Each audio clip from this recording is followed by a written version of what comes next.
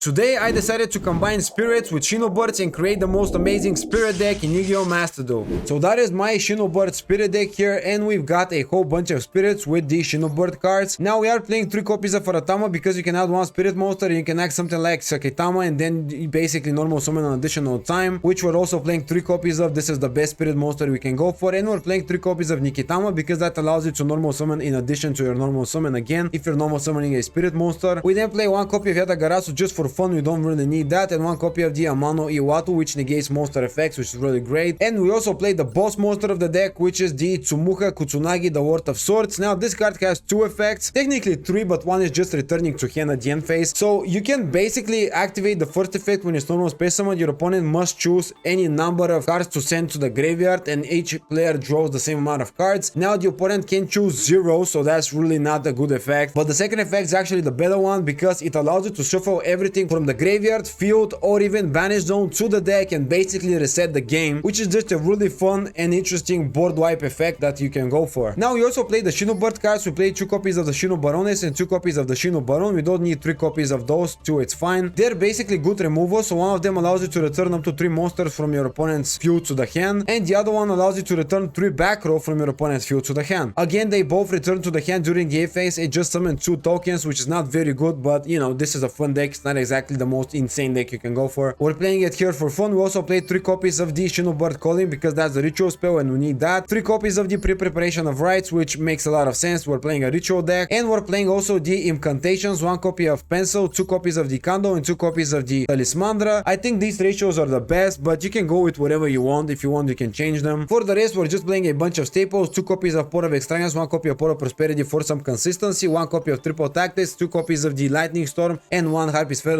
with the Code by the Grave. And yes, we are not playing any hand traps. This is a going second version of the deck because when you think about it, this is actually really good going second, and the Shinobird monsters are also really good going second. We're also playing 2 Kaijus going second and to deal with something like Noir or the Arise card, so that's really great. The extra deck is not particularly fun. I just put a whole bunch of cool monsters. You can change up some of the monsters. You don't need all of them. You are barely gonna go into your extra deck, except maybe for the Baguska and Zeus combo. Baguska is actually not a terrible card to go into if you need something to protect yourself for a turn or 2, and Zeus is just a cool card in general. Now initially I did play also Diviner of the Herald, which is just a cool card you can play in the deck, and also with a small engine with Trias Hidarashi and Didi Sprite, it gets you to a 1 card combo into Burnett the Fleur, which is an Omni Negate, but it's actually not very good in the deck. I don't think you should play it. The reason being is because the normal summon needs to be for a spirit monster, not the Diviner of the Herald, because if you normal summon Diviner of the Herald and it gets negated, you basically end your turn there, while if you normal summon something like Aratama or Sakitama, that gives you a little more chance to go into some place with them. For that reason, I don't think you should play Diviner of the Herald, but at the end of the day, it's not a terrible wash you can go for. But that was it for the deck list. Now let's get into some games and see how this deck performs. Okay, activating Into the Void, drawing 1, then normal summoning. Wow, am I gonna get FTK'd?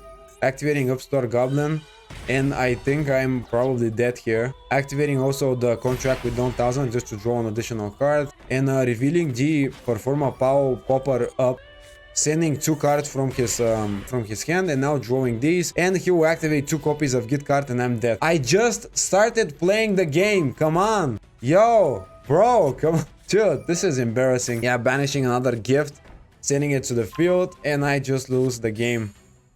Oh my goodness, how can this happen? I just sat down. Wow. Well, this is yeah, not the best game to showcase my deck. Special summoning Defender from his hand to start hit plays with. Normal summoning, wait, he's playing Traptrex actually, not Kashiras. Oh, I do have the Harpy's Feather Duster, which is really good. I also have the Kaiju for the Sarah. Now setting 1 back row, activating this, add 1 Kashira monster, adding for days to get another copy of Fenrir, and is that it? Okay, that's it. So I'm gonna use the Kaiju on Sarah, even though Fenrir is really annoying, just because I don't want him to special summon something with the Sarah effect. Let's go like this, tribute it, summon it, boom. Okay, nice. Now I'm gonna activate my Duster here. And let's see what back row he actually had. He probably had like Gravedigger's Trapco. Yep. I cannot use Pot of Extravagance now though. Oh wow, no, I should have used. I am so stupid. I should have used the Pot of Extravagance. Let's normal summon Nikitama. Let's normal summon Aratama. And let's activate Aratama's effect now. Add one spirit monster. Let's just search out a copy of Sekitama because I have no other place. And yep, I misplayed completely. I should have used the Port of Extravagance first. Now I can go and use two of my monsters. I need to go into Zeus. But how am I doing that exactly? I could go into this. Normal summon again, which is not bad, but that doesn't really do much. I could also go into the Cerberus. You know what? Let's just go into Cerberus by using these two. We're gonna do something a little bit more experimental here.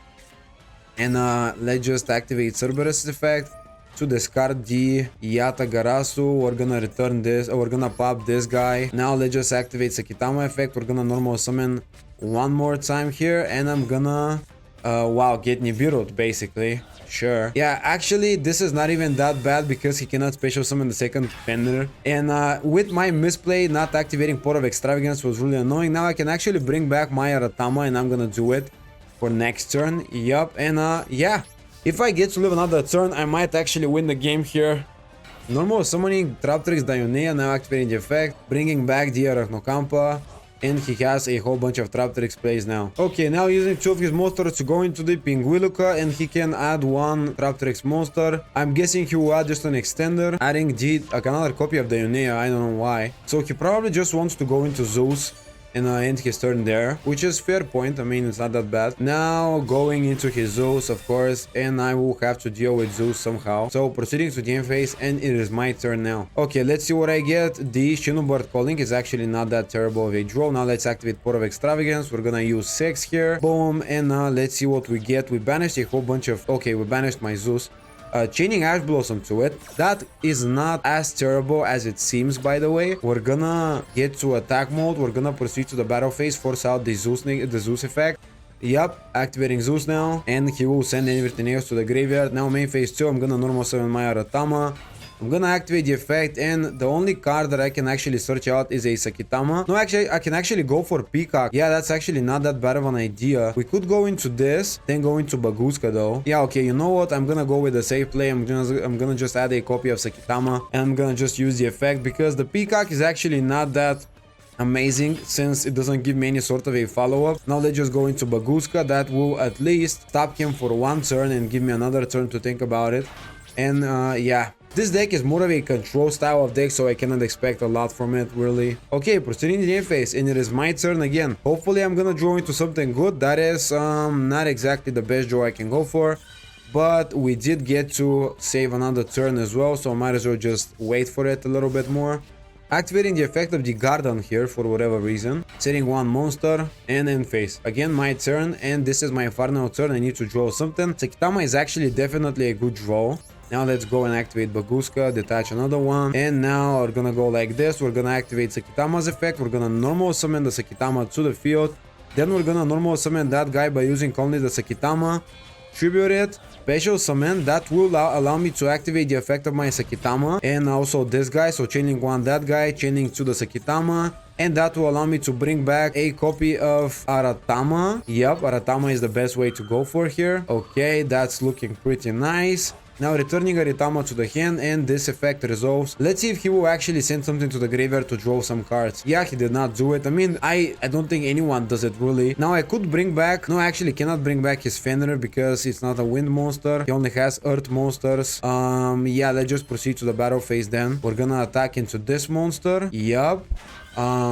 It doesn't get destroyed though, but I can attack again and destroy it. And now he can use the effect of something. Chaining Zeus, yeah, to gain one material, that it doesn't really matter. And now during the end phase, the effect of my Tsumaha will activate, and first of all it will return to the hand, and second of all it will shuffle everything back to the deck, just resetting the game again. And he only has 3 cards in hand. Hopefully I'm not gonna be dead here. That's such a cool effect, by the way. I really like it. Space summoning again the Fenrir, normal summoning the Mantis, activating Mantis, and adding for that to hand the Arachnokampa here. Now activating Fenrir, add one Kashira. So yeah, I mean, I shuffled it back into the deck so the effect is still available. Okay, now using one of his monsters to go into the Sarah here. And he basically has full combo. Arachnokampa as well, special summon, which will trigger Sarah's effect. And that will allow him to set a back row here. Sending to the field the Floodgate Trap Hole, which is a little bit annoying. Proceeding to the battle phase, attacking for 24, attacking for 13, and attacking for an additional 800.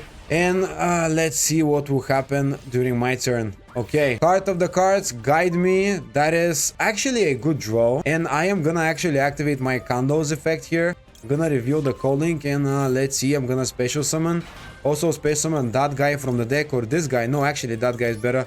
The talisman, then I'm gonna activate the talisman's effect and add one ritual monster. Let's see if he uses his floodgate trap hole effect. Chaining Fenrir to it makes some sense. I don't think he really should have done that, but I guess it's not as bad as it could be. Okay, now I'm gonna add from deck to hand the peacock. And how do we do that? Now let's start by activating my calling here.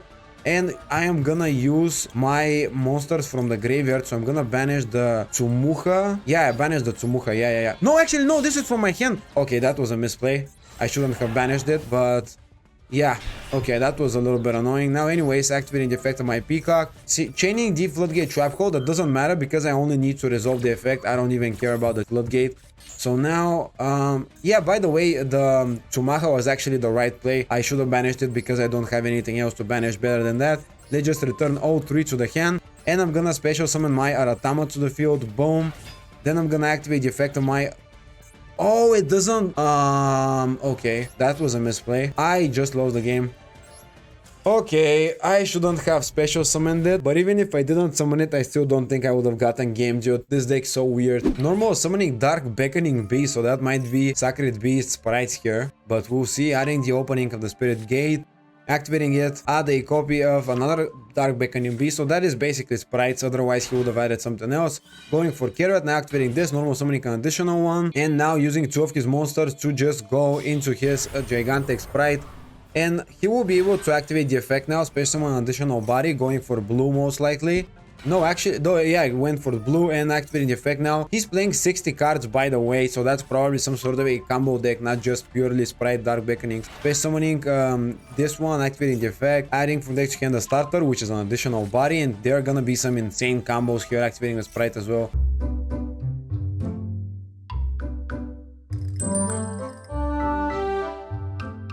Dude, I have no idea how to actually beat this board at all. He has no space though to summon, so that's good. I'm gonna be able to use my Duster. So let's just go use the Duster to see what happens. Chaining the effect of the Gamma Burst. So the question is, what do I actually get rid of with the Kaiju here? Sprite rate is really annoying, but I'm not sure if I should get rid of that. Now let's activate pre-preparations, and I'm gonna add a copy of the calling here, and I'm also gonna add a copy of the peacock. And now I should really think about how to do those things. So I'm gonna tribute his sprite red by using the sprite red. Yeah, so I'm just gonna do that. Okay. Now chaining the effect of the carry here, also drawing the Pini, and that gives him one spot to actually summon something. Now I am gonna go with Aratama because I want him to negate it with the Melfi of the Forest. Before I go into my Peacock, I need to do everything in my powers to just resolve this effect. Chaining the effect of the Sprite Elf, summoning back the Carrot, so he wants to negate my calling, which is fine. I have a second one in hand which he doesn't know anything about. And now my Aratama will resolve, and I will add actually a copy of Sakitama. And yeah, so I have an interesting idea here. So let's activate Sakitama, and I'm gonna go either into Baguska or just threaten him with Baguska so that he uses something to stop it. Now, yeah, it will still save me a turn, so let's just go into Baguska. I mean, it's still a good play. Summoning the Baguska here, boom, in defense mode. And now he cannot use anything, which is really good. Chaining this. No, actually, he can use a lot of things. What am I talking about? Yeah, that's good. Well, he used one of his removals. Now let's go and activate Shinobirds calling, and it will most likely get negated with the Carrot. Yep, negating with the Carrot. Tributing the Melfi, and now unless he activates IP immediately, I'm gonna be able to just go into a second calling. Yeah, he will synchro summon though, so the synchro summoning is gonna be really annoying, and he's gonna go into Herout. Wow. Okay, that is way too much for me to deal with, bro. Yeah, well, I've just activated and it will get negated. That was basically it. He had the absolutely most ridiculously insane board I've ever seen. There was zero chance I was able to deal with that, but I came really close, and unfortunately that's gonna be game here, guys. Wow. What a board, dude. There was nothing I could have done. Well, that was my Shinobird Spirits deck. It didn't go as planned. The deck is not very good. Now, realistically speaking, it isn't a terrible deck to play with, but versus those meta decks, it's just not that great. And returning to hand all of your cards during the end phase is a little bit of a downside because you're not able to set up any negates. So it's really just a fun deck that you can try out. I wouldn't suggest you play with it if you want to grind on ranked or anything like that. But that was it for the video. I hope you enjoyed it, and if you did, I would appreciate like, subscribe. Also, comment below what you think about the deck. Comment below what you think about Shinobirds or Spirits. And if you know any other way of making these cards work, I would love to make another video with a different deck, but I need some ideas here. So if you know how to make this deck work a little bit better, let me know. And I'll see you in the next video. Have a great day.